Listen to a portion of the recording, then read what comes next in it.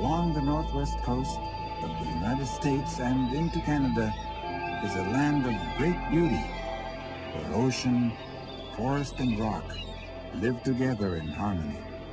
Remote and isolated, all that is usually heard are the sounds of the natural world, the waves, wind, seabirds. But if you listen carefully, you can sometimes hear a song, an ancient song of the people who call this land their home, the people of the Northwest Coast.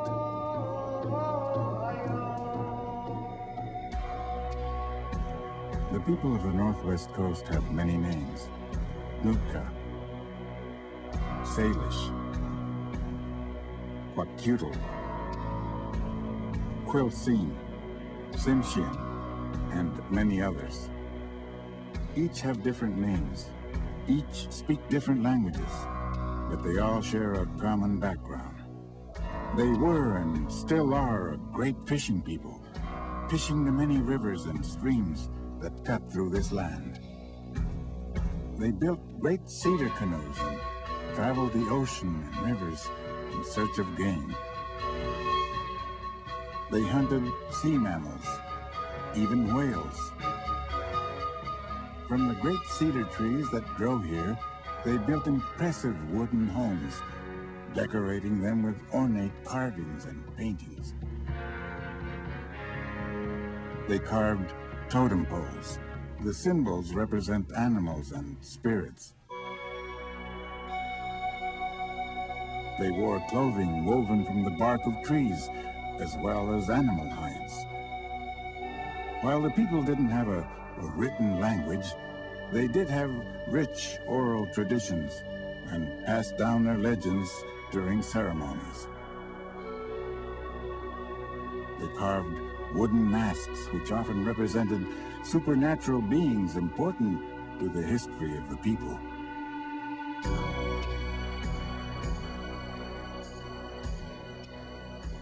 Ornately carved figures were common in many wooden items. This is a bowl. They also carved stone. This is a small chest. A bowl. From cedar bark, they wove beautiful baskets.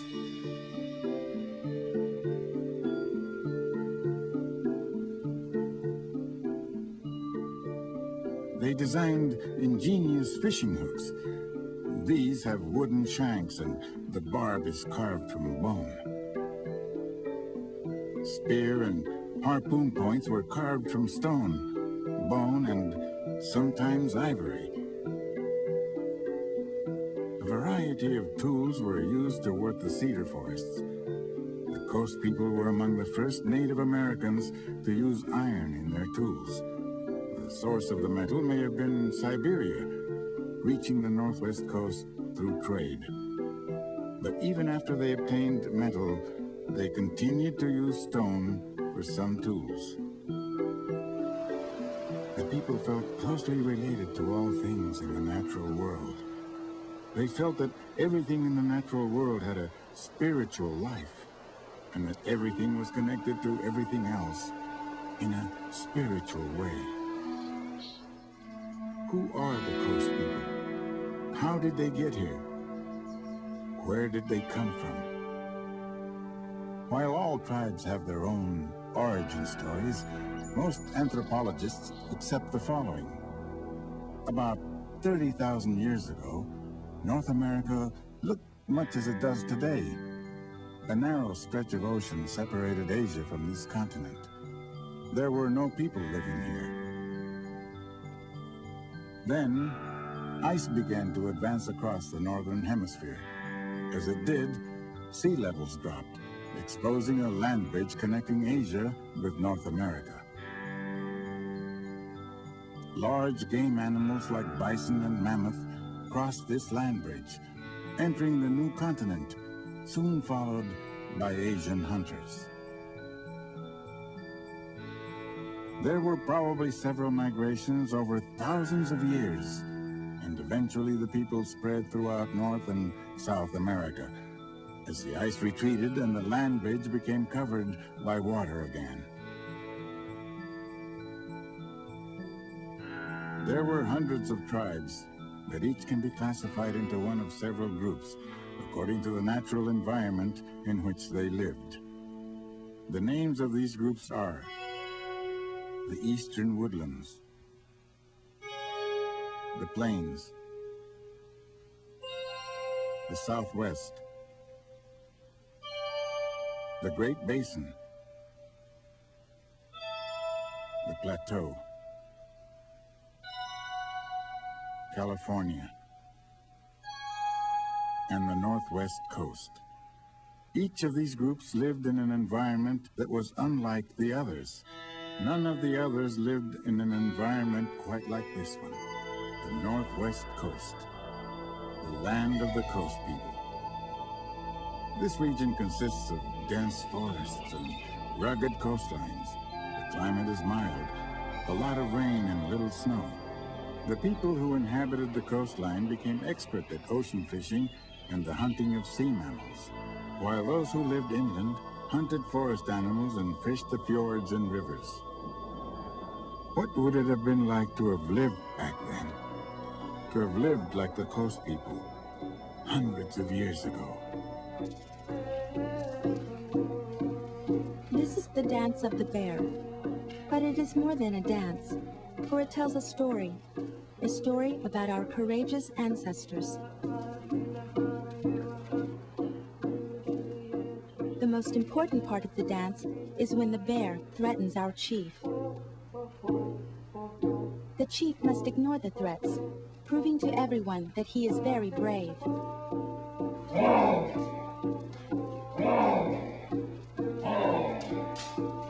Bravery is important to our people. Funny, it was never that important to me, until recently. My name is Dashutahi. It means golden sparrow. I have lived for 15 winters here with my people, the Gitsan, in the house of the Frog Clan. So why is bravery important to me now? To explain that, I have to tell you a little about our people. We live in a small village along the Shun River in 5 cedar houses. This is our food storage house. It's built on stilts to help keep it dry during heavy rains and snow. And this is our smokehouse, where we smoke fish to preserve them during the long winters. In front of each house is a pole with many carved figures. One of the figures is very special, like this one, the wolf. This tells everyone that this house belongs to the Wolf clan. My clan is the Frog, and that's why there's a frog carved in the top beam of our house.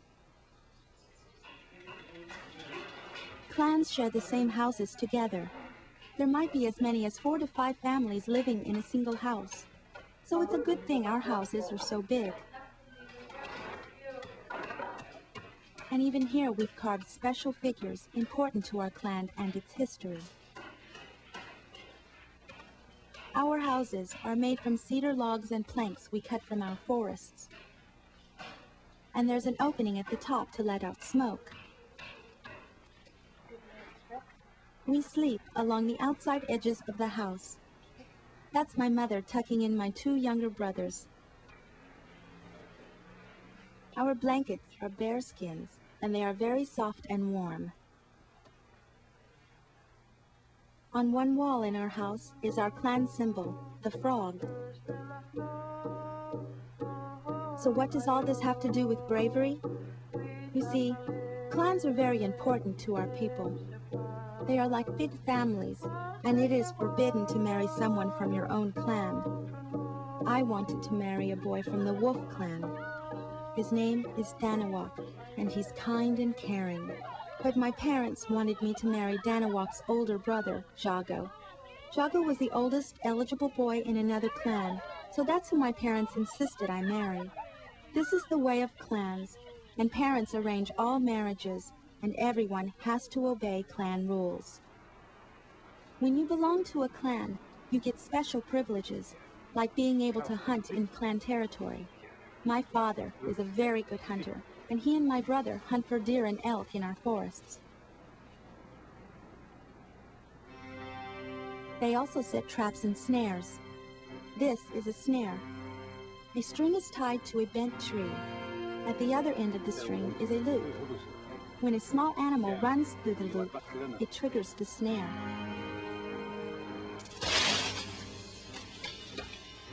This is just a stick, but it could have easily been a rabbit or squirrel. Women do gathering in areas set aside for their clan. We gather fruit and berries and other things that grow in our forest. Wild strawberries are my little sister's favorite. Clans also cut trees in their own areas. Cedar trees are the ones we use to make our houses, poles, and canoes. The men use adzes to start the cut. The blade of the adze my father is using is made of iron, which we get by trading with people far to the north. Iron blades work better than the stone blades we used to use, but tree falling is still hard work. And that's why the men will set a fire in the place cut out for it. The fire will eventually burn its way through the cedar.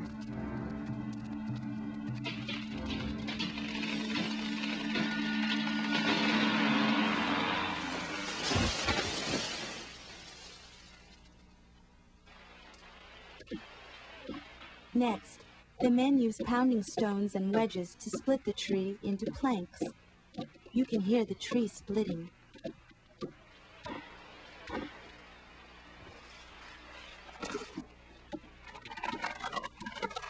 Cedar splits easily when wedged properly. The men may get 50 planks out of a small tree like this one. We use cedar to make lots of things. Sometimes we strip the bark from the cedar.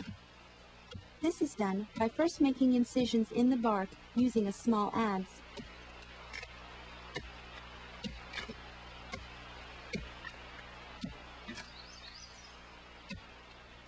The bark is then pried away from the cedar. Finally, it is stripped.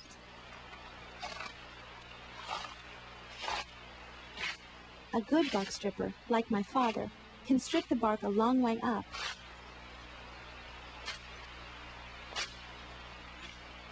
When done properly, stripping does not harm the cedar. The brown outer bark is then stripped away, as only the inner bark can be used. Later, the bark strips are soaked in hot water to make them soft and pliable. The strips are laid out and then woven together, one strip going under every other strip. This is the start of a basket.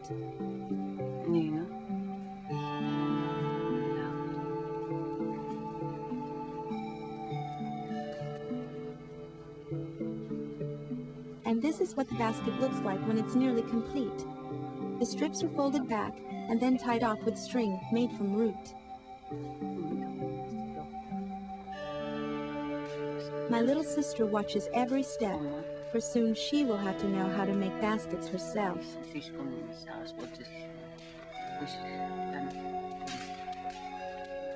Bark can also be braided and made into rope, belts, headbands, and even clothing. Several men in our clan are excellent carvers. They carve many things, but some of the most important things they carve are masks. The masks represent supernatural beings and animals important to our clan. They're never used for play, but for special ceremonies. This mask is the wolf. I mentioned how clans have special privileges. Another one is the right to fish in certain areas. One way we fish is with spears. The points are first sharpened with a stone. One man will beat the water with a stick, driving a salmon toward the spearer. Then it's up to the spearer to have an accurate aim and not let the salmon off the spear.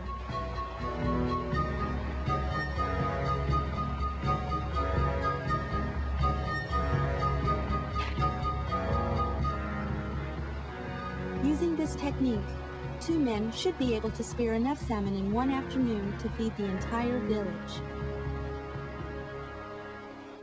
There are a number of ways to cook salmon. One way is by bracing it with sticks and then roasting it over a fire, just far enough away to keep the sticks from burning. This gives the salmon a smoky flavor. Another way to cook salmon is by boiling. A hot rock is placed in a box filled with water. This causes the water to boil. Next, my mother adds green plants, like wild onions. And then, sections of salmon for salmon stew. Salmon stew is not my favorite. Every year, the bones from the first salmon caught must be returned to the water from which they came. We believe that salmon offer themselves to our people so that we may eat them. For this, we must show them great respect.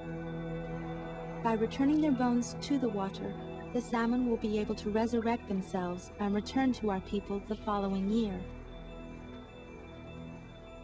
Our people show respect for everything in the natural world, for we believe everything in nature has a spirit life. As long as we show proper respect, we will lead good and healthy lives and never do without.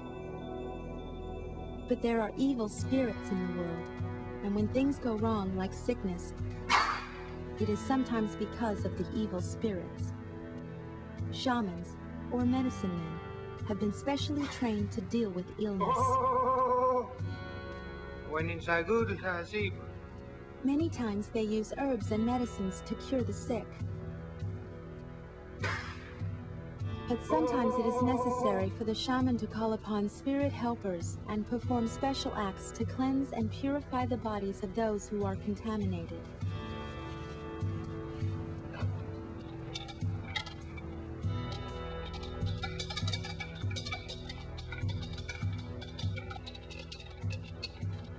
The shaman works very hard, sometimes for days before he is successful.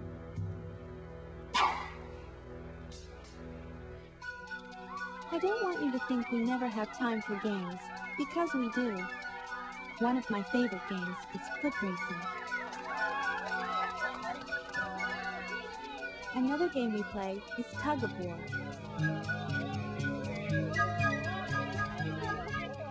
Boys' games are a little rougher, like wrestling. And stick fighting teaches boys to become good warriors. There was no question Jago would become a good warrior, and that's who I would have had to have married if Danawak had improved himself. Here's what happened. Our chief had brought his grandson to the forest to show him how cedars were cut. Danawak was the fire tender that day. The chief wanted to give instructions to the men and let the boy alone. Suddenly, the cedar began to fall. Danawak was the first to see it. Danawak dove and pushed the boy away just as the tree hit the ground. The boy was shaken up, but he'd be all right. Needless to say, the chief was very thankful his grandson was saved. So thankful, in fact, he talked to my parents, telling them how brave Danawak had been that day. My parents were so impressed, they finally agreed to let me marry Danawak instead of Jago. Golden Sparrow and Danawak would eventually marry, but their family would be the last to live entirely in the old ways. A new people, the Europeans, had entered the continent. In just a matter of years, the way of life of native peoples would be forever changed. Wanting in the land occupied by Indians, the newcomers engaged in a series of conflicts that would eventually result in the complete conquest of all native peoples. Indians everywhere were forced to give up their way of life and to live on small reservations and reserves, areas of land set aside for Indians. No longer able to hunt and fish in the old ways, the Indians were rationed food and clothing by the government. Some agents who were supposed to help the Indians were dishonest. They stole money and supplies, so the Indians never got all that they were entitled to. As a result, the Indians lived in total poverty and many starved. Tribes were forced to give up many of their traditions and could no longer perform many of their religious rites and ceremonies. Many Indian children were separated from their families and were sent to strict boarding schools where they were forced to give up their Indian ways.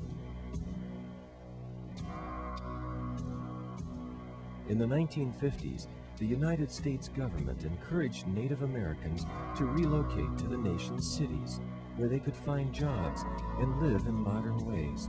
But not all Indians chose to do this. Today, Indians can live anywhere they want, and many choose to live off reservations in cities and towns, employed in the same sorts of jobs as other Americans. But more than 500,000 Indians prefer to remain on reservations throughout the United States.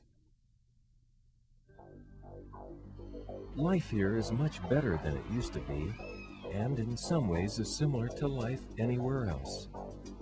Indians drive cars and live in modern dwellings like other Americans. They shop in stores and wear modern clothing.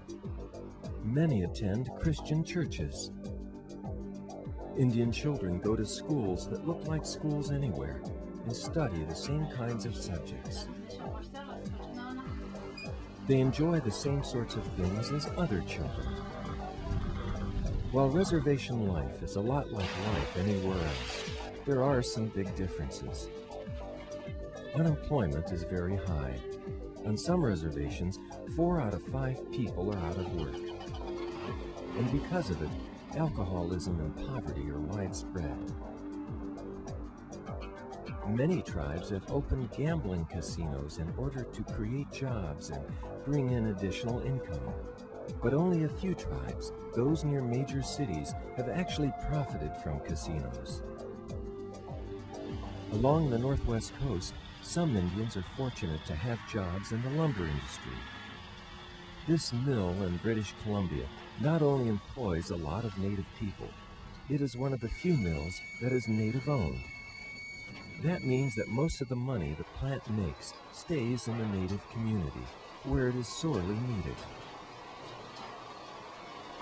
Others find employment in the fishing industry. This work pays a lot, but it's dangerous and only lasts for a few weeks in the summer, when the ocean salmon return to their spawning grounds. Some of the fish end up in native-owned canneries and smokehouses, like this one in British Columbia. This is a small operation, but it provides important jobs for people who wouldn't have jobs otherwise. Some native people earn modest incomes in more traditional ways. Bark dealing has been a tradition along the northwest coast for thousands of years, and it is still being done today. Bark dealers use simple techniques that are similar to those used in the past. Cedar bark can be used to make many things, like this basket, which will fetch a good price from a tourist. The Haida tribe is famous for its carvings in argillite, black stone that is relatively easy to cut. Haida carvers can earn thousands of dollars for a beautifully carved piece. This sculpture is that of a raven, an important character in Northwest Coast legends and a popular subject of carvers. Other tribes are famous for their carvings in wood. This is a shaman's rattle, a type of rattle shamans used to use during ceremonies. Today, these rattles are favorites among tourists and collectors and command high prices. This carving is an eagle, another popular subject for carvers and collectors. Canoes have been an important part of Northwest Coast life for thousands of years. They were used for transportation, fishing, trading, and war.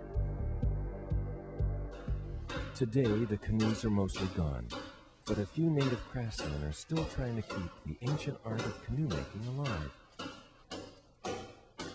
Using the simple tools of their ancestors, these craftsmen are carving a 52-foot-long canoe out of a red cedar log. A canoe like this can take more than a year to make, and when it's done, it will be used in special events and ceremonies. The people of the Northwest Coast have always been identified with the carving of totem poles, and they are still being carved today. Totem poles are carved from a solid red cedar log using simple tools that are very similar to those that have been used for centuries. A pole this size can take a team of carvers months to carve, and when it's done, it will take its place next to poles like these that are found in small native villages throughout the Northwest Coast. While cedar canoes seldom paddle these waters, and you no longer find the great cedar houses, the people, their spirit, and many of their traditions live on.